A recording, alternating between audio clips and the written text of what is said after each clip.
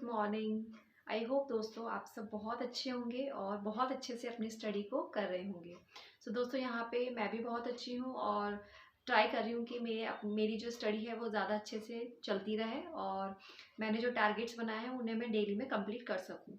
Sometime ऐसा होता है दोस्तों कि हम जो टारगेट बनाते हैं वो कंप्लीट नहीं हो पाते, बट इट्स ओके, इसमें टेंशन लेने की कोई बात नहीं है। ठीक है, हम नेक्स्ट डे अपने जो बचा हुआ टारगेट है प्रीवियस डे का, हम नेक्स्ट डे उसको कंप्लीट कर सकते हैं, या फिर हमारा जो संडे का डे होता है, जैसे कि मैंने बताया आपको रिवीजन का रखना होता है, तो उस दिन अगर आपका कोई भी प्रीवियस आपका टारगेट पेंडिंग है तो आप अपना संडे को कर सकते हैं। आप ट्राई करें कि आप संडे को कोई भी न्यू टॉपिक ना पढ़ें। दोस्तों आज हम यहाँ डिस्कस करने वाले हैं कि किस तरीके की हम एक रणनीति बनाए। हमारी जो एक रणनीति है, हमारी जो एक प्लानिंग हो, वो किस तरीके की हो जिससे कि हम अपने एग्जाम में सफल हो सके और हमें सफलता मिल सके। दोस्तों देखिए, सबसे पहले तो हमें हर एक काम, चाहे आप कोई भी काम करते हैं, उसके लिए प्लानिंग करना, उसके लिए रणनीति बनाना बहुत ज़्यादा ज़रूरी है ना। और एक आपका टारगेट भी होना जरूरी है। बिना टारगेट के अगर हम बोलें तो हमारी लाइफ जो है यूजलेस है ना। हर किसी एक पर्सन का एक एम, एक टारगेट जरूर होना चाहिए, चाहे वो स्टडी से रिलेटेड है या किसी और काम से रिलेटेड है। हमारे अगर हम जीवित हैं तो ये टारगेट जब हम कंप्लीट करते हैं, जब हमारे टारगेट होते हैं, तो ये एक एविडेंस होते हैं, ये सबूत होते हैं कि हम जिंदा हैं, है ना। अगर आपका कोई टारगेट नहीं है तो आप लाइफलेस, एक तरीके से देखा जाए तो, है ना। तो हमें अपनी लाइफ में अपनी स्टडी के लिए या अपने जो भी हम अपने काम करते हैं, अगर आप हाउसवाइफ हैं तो जो भी आप डेली में अपने काम करते हैं, तो वन डे बिफोर या सेम डे अर्ली मॉर्निंग आप अपना एक प्लानिंग करिए कि आपको आज के दिन में क्या क्या करना है, या आपको नेक्स्ट डे में कौन कौन से काम है, इंपॉर्टेंट काम है जो आपको करने हैं, जो बहुत ज़्यादा इंपॉर्टेंट है, आप उन्हें टॉप प्रायोरिटी पे रखिए, है ना। हम यहाँ पे अपनी बात करें स्टडी के लिए। दोस्तों हमें स्टडी के लिए रणनीति बनाना बहुत ज़्यादा ज़रूरी है। रणनीति कैसी बनाई जाए इसके लिए हम डिस्कस करते हैं अभी। देखिए, रणनीति बनाने के सबके अपने अपने तरीके हैं। मैं आपके साथ शेयर कर रही हूँ जो मैंने यूज़ की है, जो मैंने अपने लिए बनाई है। रणनीति बनाने के लिए दोस्तों सबसे पहले आपको अपना सिलेबस है, जिस भी एग्जाम की आप प्रिपरेशन कर रहे हैं, आप उसका अपना प्रिंट आउट निकालिए। 2 प्रिंट आउट निकालिए, एक अपने पास रखिए, एक आप अपना जहाँ भी आप स्टडी टेबल है जहाँ पढ़ते हैं तो आप अपना वॉल पे वहाँ पे पेस्ट करिए। ठीक है। इसके बाद दोस्तों देखिए कि आपका पूरा जो सिलेबस है वो कितना है ना। जस्ट लाइक अगर आप न्यूली स्टार्ट कर रहे हैं या फिर आप पहले से कर चुके हैं, तो आप उसमें एनालाइज करिए। आप हर एक टॉपिक को अच्छे से रीड करिए कि कौन सा ऐसा टॉपिक है जो आप फर्स्ट टाइम देख रहे हैं, कौन सा ऐसा टॉपिक है जो आप पहले पढ़ चुके हैं, जिसको आपको करने में कम टाइम लगेगा, है ना। तो इस तरीके से आप अपनी एक रणनीति बनाइए कि आपको 1 वीक में या 1 मंथ में ये कंप्लीट करना है ना। जैसे मैंने टारगेट बनाया था कि जो मेरा प्रीवियस मंथ था, फेब मंथ में मैंने टारगेट बनाया था कि मैं अपना कला संस्कृति वाला और मेरा जो स्कूल मैनेजमेंट था वो मैं अपना कंप्लीट करूंगी, जो मैंने कंप्लीट कर लिया था, है ना। अब इस मंथ का मेरा टारगेट है कि मैं अपना पॉलिटी के अलावा मेरा जो मैंने सब्जेक्ट पेपर भी स्टार्ट कर लिया है, ठीक है। उसके मैंने अपना जो शेड्यूल है बना लिया है कि मुझे इस मंथ में उसके कितने टॉपिक्स को कवर करना है, ठीक है।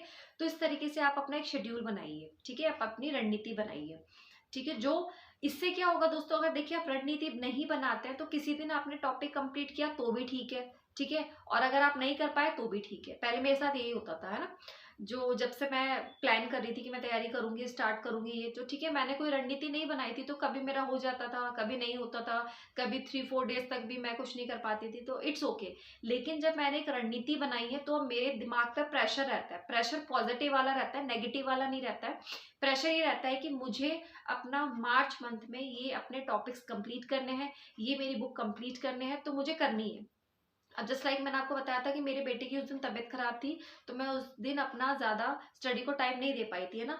तो कल मेरे पास काफ़ी अच्छा टाइम था, है ना, कल मेरा फास्ट भी था, तो और मेरे पास कल काफ़ी अच्छा टाइम था, तो मैंने जो वो टॉपिक उस दिन जो मेरे पेंडिंग रह गए थे वो मैंने टॉपिक्स अपने कल अपने कंप्लीट कर लिए, ठीक है। तो वो किस वजह से हो पाया, क्योंकि मैंने अपने लिए रणनीति बनाई थी। तो उस रणनीति की वजह से मेरे दिमाग पे प्रेशर था कि मुझे अपना जो पोर्शन है, मेरी बुक है, इस मंथ में कंप्लीट करनी है ना। दैट्स वाई मैं वो कर पाई। अगर मैं रणनीति नहीं बनाती तो वो मैं कंप्लीट नहीं कर पाती। इट्स ओके, नहीं हुआ तो नहीं हुआ, कोई बात नहीं, ठीक है दोस्तों। इस तरीके से आप अपने लिए रणनीति बनाइए कि आपको किस मंथ में, किस वीक में कौन सा टॉपिक करना है, ठीक है दोस्तों। और रणनीति बनाने के लिए सबसे पहले आपको वो टॉपिक चूज करने हैं, वो सब्जेक्ट चूज करना है दोस्तों जिनकी मार्किंग ज्यादा है, जिसमें से क्वेश्चन ज्यादा पूछे जाते हैं। अगर मैं फर्स्ट ग्रेड की बात करूं तो आप कला संस्कृति को ले सकते हैं पहले।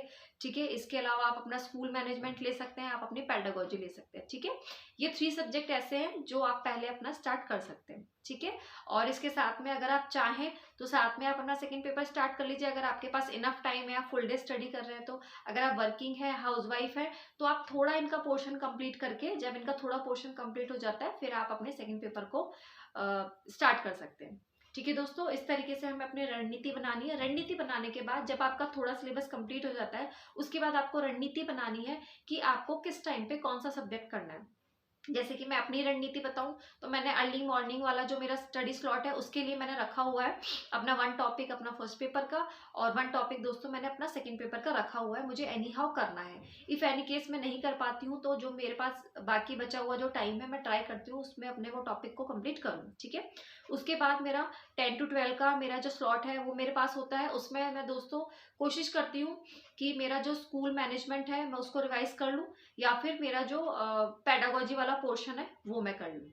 ठीक है, उन दोनों में से मैं कोई एक अपना टॉपिक चूज करती हूँ। ठीक है, स्कूल मैनेजमेंट में कर चुकी हूँ तो कुछ ऐसे टॉपिक्स हैं जो मुझे बार बार रिवाइज करने होते हैं, तो अगर मेरे पास कम टाइम होता है तो मैं उसे रिवाइज कर लेती हूँ। अगर मेरा पेडागोजी है, उसका मेरा टॉपिक लेंदी है तो मैं पेडागोजी करूंगी। अगर उसका पेडागोजी का मेरा अगर जो टॉपिक है शॉर्ट है, मेरा जल्दी कंप्लीट हो रहा है, तो फिर मैं अपना उसका रिविजन कर लेती हूँ। ठीक है, स्कूल मैनेजमेंट का। इसके बाद दोस्तों फिर मेरे पास जो स्लॉट बचता है वो मेरे पास इवनिंग का बचता है। इवनिंग या इवन लाइट नाइट का बोल सकते हैं आप। डिनर वगैरह प्रिपेयर करके सब काम से फ्री होके फिर मेरे पास नाइट का शेड्यूल बचता है ना, नाइट का टाइम बचता है। तो नाइट के टाइम में दोस्तों मैं क्या करती हूँ कि उस टाइम एक्चुअली मेरे पास वंश भी होता है। ठीक है, वो टीवी वगैरह भी देखता है, तो मैं अपना स्टडी पे उतना ज्यादा कॉन्सेंट्रेशन नहीं बना पाती हूँ, तो मैं क्या करती हूँ मैं एमसीक्यू सॉल्व कर लेती हूँ, है ना।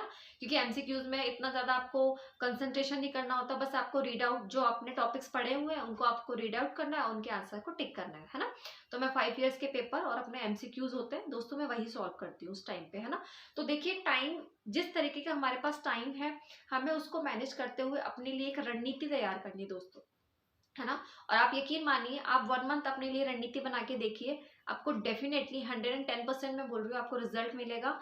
और जब देखिए हम एकदम से अपने मंजिल को नहीं पा सकते, ये जो अभी हम छोटे छोटे स्टेप ले रहे हैं दोस्तों यही हमें अपनी मंजिल तक पहुंचाएंगे, है ना। कोई आपको एलिवेटर लाके नहीं देगा कि चलो आपने मतलब आप एकदम से सफल हो गए या एकदम से आप अपनी मंजिल तक पहुंच गए, नहीं। आपको दोस्तों छोटे छोटे अपने लिए स्टेप लेने रहेंगे, इन्हीं स्टेप को आप पार करते हुए अपनी मंजिल को एक दिन जरूर पा लेंगे। ठीक है दोस्तों, सो आई होप जितनी भी मैंने चीज़ें बताई हैं ये आपके लिए आपके प्रिपरेशन के लिए काफ़ी हेल्पफुल रहेंगी। इसके अलावा भी दोस्तों अगर आप कुछ जानना चाहते हैं, आपकी कोई क्वेरीज है तो प्लीज़ आप मेरे कमेंट बॉक्स में कमेंट करिए। और इसके अलावा हाँ एक चीज़ और मैं आपको बताना चाहूँगी कि प्लीज़ आप अपने लिए टाइम मैनेजमेंट एक शेड्यूल ज़रूर बनाइए, है ना। अगर आप नाइट में सो रहे हैं तो आप नेक्स्ट डे का पहले से बना सकते हैं। ठीक है, देखिए सबका अपना अपना रूटीन होता है, तो मैं हर किसी के लिए शेड्यूल नहीं बना सकती हूँ, मैंने अपना शेड्यूल आपके साथ शेयर किया है। सो अगर आपको लगता है कि आपका शेड्यूल मुझसे मैच करता हुआ है तो आप भी अपने शेड्यूल को फॉलो कर सकते हैं ना। मेरा जो मैंने टाइम जो मैंने आपके साथ प्लानिंग अपनी शेयर की है उसको आप यूज कर सकते हैं। ठीक है दोस्तों, अब देखिए एक्चुअल में होता क्या है कि 1 डे बिफोर अगर आप उसके लिए प्लानिंग कर रहे हैं कि आपको नेक्स्ट डे क्या पढ़ना है तो आपके माइंड में क्लियरिटी रहती है ना। जैसे मैं आपको दिखाती हूँ, आज के लिए मैंने कल नाइट में बना लिया था कि मुझे आज क्या पढ़ना है ना। देखिए रेड पेन से आई थिंक आपको दिख नहीं पा रहा होगा क्लियरली, इस तरीके से मैंने फर्स्ट पेपर सेकंड पेपर इस तरीके से मैंने अपना नाइट में बना लिया था। अब देखो इससे फायदा क्या होता है, देखो पहले क्या होता था कि जैसे मैं मॉर्निंग में उठती थी, है ना, मॉर्निंग में उठती थी तो मुझे समझ में नहीं आता था कि मैं कौन सा सब्जेक्ट लूँ, इतनी सारी बुक्स होती थी कौन सा सब्जेक्ट पढूं। अच्छा सब्जेक्ट भी मैंने ऑप्ट कर लिया, चूज कर लिया, तो मैं कौन सा टॉपिक पढूं, है ना। तो मेरे मतलब 5 to 10 10 to 15 मिनट पेजेस को टर्न करने में पलटने में ही हो जाता था, है ना। लेकिन अगर आप पहले ही अपना शेड्यूल बना के बैठे हैं, आपने नाइट में एक दिन पहले आपने नाइट में अपना शेड्यूल बनाना है, तो अपने मॉर्निंग में क्या करना है, बस अपने देखना है कि आपको कौन सा टॉपिक कौन सा चैप्टर लेना है, कौन सा सब्जेक्ट लेना है, उसको कौन सा टॉपिक लेना है। बस आपने उठ के क्या करना है, फटाफट से अपना जो टॉपिक है वो आप निकाल के उसे पढ़ सकते हैं, है ना। इससे क्या रहेगा, आपके जो माइंड में एक माइंड है आपको सॉर्टेड रहेगा कि हाँ आपको मॉर्निंग में उठना है, आपको मॉर्निंग में ये दोनों टॉपिक करने हैं अपने। फर्स्ट पेपर में, सेकंड पेपर में, जो भी आपका है ना। तो इससे क्या रहेगा, आपके माइंड में एक मतलब एक शॉर्ट रहेगा आपका माइंड कि हाँ मुझे उठ के ये करना है, आपको कंफ्यूजन नहीं रहेगी, है ना। एक्चुअली में क्या होता है, जब हम किसी चीज के लिए कंफ्यूज होते हैं तो हम अपना उतना आउटपुट नहीं दे पाते हैं, है ना, उतना हम अपना कंसंट्रेशन नहीं बना पाते हैं, है ना। तो आप ट्राई करिए कि जो भी आप कर रहे हैं, ठीक है, मुझे पता है मुझे अपना सिलेबस कंप्लीट करना है, तो ऐसा नहीं कि मैं सीक्वेंस वाइज करूं, पहले फर्स्ट चैप्टर, फिर सेकंड चैप्टर, फिर थर्ड चैप्टर, ऐसा नहीं करती हूँ दोस्तों। मुझे जो चैप्टर ठीक लगता है, ठीक है, जस्ट लाइक मेरे पास टाइम कम है या मुझे अपना कुछ रिवाइज करना है, कुछ भी करना है, तो मैं शॉर्ट टॉपिक ले लेती हूँ। अगर मेरे पास इनफ टाइम है, काफी अच्छा टाइम है, तो मैं लॉन्ग टॉपिक ले लेती हूँ। कभी ऐसा होता है कि कोई लॉन्ग टॉपिक होता है तो मैं उसे 2 days में कंप्लीट कर लेती हूँ, है ना दोस्तों। तो इस तरीके से जो ये रणनीति दोस्तों हम अपने लिए बनाते हैं, हम अपने स्टडी के लिए बनाते हैं दोस्तों, ये देखिए हवा में नहीं होती है। जितने सारे हम ब्लॉग्स देखते हैं, इतने सारे वीडियोस हम देखते हैं, ये हवा में नहीं होते दोस्तों। एक्चुअल में इनकी इंपॉर्टेंस होती है, एक्चुअल में इनको बनाने का कुछ ना कुछ बेनिफिट होता है, तभी लोग बनाते हैं, तभी लोग फॉलो करते हैं, ठीक है। ये दोस्तों ऐसा नहीं कि मैं जो भी चीज़ें आपके साथ शेयर करती हूँ ये जस्ट मैं एक वीडियो बनाने के लिए या इन सारी चीज़ों के लिए शेयर करती हूँ दोस्तों। ये सारी चीज़ें पहले मैं खुद पे अप्लाई करके देखती हूँ, अगर मुझे ठीक लगती है, ठीक है, उसी के बाद दोस्तों मैं आप सबके साथ शेयर करती हूँ, क्योंकि वो मेरे लिए हेल्पफुल रही है। सो मुझे लगता है आप सबके लिए भी हेल्पफुल रहेंगी, ठीक है दोस्तों। सो आई होप ये सारी जानकारी आपके लिए हेल्पफुल रहेंगी और आप लोगों को बहुत ज़्यादा मोटिवेट करेंगी दोस्तों। सो इसी तरीके से मेरे ब्लॉग्स पे बने रहिए, आपके लिए मैं बहुत ज़्यादा अच्छे ब्लॉग्स लेके आऊँगी इसी तरीके से। और अगर आपको मेरे ब्लॉग से थोड़ी सी भी मोटिवेशन लगती है, कुछ भी बात मेरे ब्लॉग की आपको अच्छी लगती है, तो प्लीज़ इसी तरीके से बने रहें। ज़्यादा से ज़्यादा मेरे ब्लॉग को लाइक करें, सब्सक्राइब करें, शेयर करें। Thank you so much. जय श्री राम।